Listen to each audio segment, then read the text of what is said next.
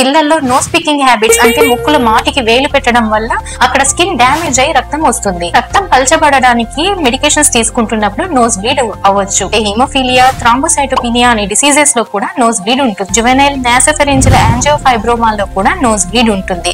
వృద్ధుల్లో BP ఎక్కువగా ఉన్న రక్తనాళాలు చిట్లి ముక్కు నుంచి రక్తం వస్తుంది. యాంటీరియర్ ఎపిస్టాక్సిస్ అంటే ముక్కు ముందు భాగం నుంచి రక్తనాళాలు చిట్లి రక్తం వస్తుంది. పోస్టీరియర్ ఎపిస్టాక్సిస్ అంటే ముక్కులో వెనక భాగంలో ఉండే రక్తనాళాలు చిట్లి రక్తం వస్తుంది. ఇంట్లో కానీ స్కూల్లో కానీ సడన్ గా పిల్లల్లో లేదా పెద్దల్లో ముక్కు నుంచి రక్తం వస్తే వాళ్ళని కామ్ గా ఉండమని చెప్పాలి.